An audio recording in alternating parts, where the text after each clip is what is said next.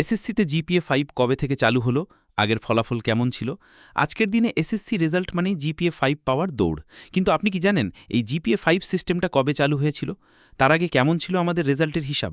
চলুন ফিরে যাই সময়ের পেছনে। জেনে নিই এসএসসি পরীক্ষার ইতিহাস, রেজাল্ট সিস্টেমের বিবর্তন আর জিপিএ 5 এর আবির্ভাব। ভিডিওটি শেষ পর্যন্ত দেখুন, কারণ আপনি পেয়ে যাবেন এসএসসি রেজাল্ট নিয়ে এমন অনেক তথ্য যা আগে জানতেন না। এসএসসি পরীক্ষা শুরু হয় ১৯৬০ সালের দিকে।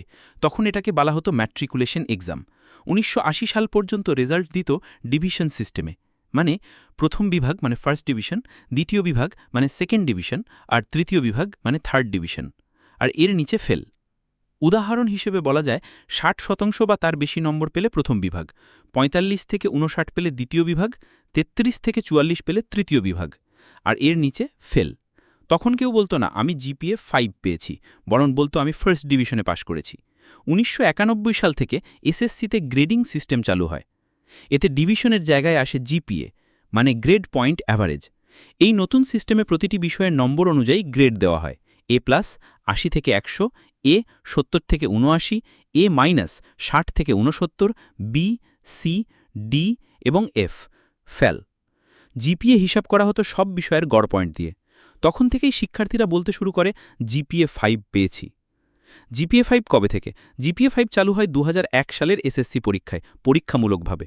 তবে সম্পূর্ণ দেশব্যাপী এটি কার্যকর হয় ২০০২ সাল থেকে। শিক্ষার্থীরা বিভিন্ন বিষয়ের এখন পরীক্ষা দেয়, প্রতিটি বিষয়ের সর্বোচ্চ পয়েন্ট ৫। তাই সব বিষয়ে এ প্লাস পেলে গড়ে জিপিএ হয় ৫। অর্থাৎ জিপিএ 5 মানে সব বিষয়ে ফুল নম্বরের গ্রেড। তখন থেকেই এ প্লাস পাওয়ার জন্য প্রতিযোগিতা বেড়ে যায় এবং শুরু হয় গোল্ডেন এ প্লাস পাওয়ার লড়াই। জিপিএ 5 আর গোল্ডেন জিপিএ 5 এর পার্থক্য। অনেকে ভাবে জিপিএ 5 আর গোল্ডেন জিপিএ 5 এক জিনিস, কিন্তু আসলে তা নয়। জিপিএ 5 মানে মূল বিভিন্ন বিষয়ের গড় পয়েন্ট ৫, গোল্ডেন জিপিএ 5 মানে সব বিষয়ে, এমনকি চতুর্থ বিষয়েও এ প্লাস। যদি কারোর চতুর্থ বিষয়ে বাদ দিয়ে জিপিএ 5 হয়, তাহলে সেটাকে শুধু জিপিএ 5 বলা হয়, কিন্তু চতুর্থ বিষয় সহ সবগুলোতে এ প্লাস পেলে সেটি গোল্ডেন জিপিএ 5। এই পরিবর্তনের পেছনে কারণ, ডিভিশন সিস্টেম অনেকটা পুরনো হয়ে গেছিল এবং নম্বরের সূক্ষ্ম বিশ্লেষণ কঠিন ছিল। গ্রেডিং সিস্টেম ছাত্রছাত্রীদের পারফরমেন্সকে আরও বিশ্লেষণধর্মী এবং সুনির্দিষ্টভাবে প্রকাশ করে। পাশাপাশি আন্তর্জাতিক মানের সঙ্গে মিল রেখে শিক্ষার মান উন্নয়নের জন্য এই পরিবর্তন জরুরি ছিল। এছাড়া অভিভাবক ও শিক্ষার্থীদের মানসিক চাপ কমাতেও গ্রেডিং সিস্টেম ভূমিকা রেখেছে। আজকের এসএসসি পরীক্ষায় জিপিএ 5 পাওয়া যেন অনেক বড় একটা অর্জন।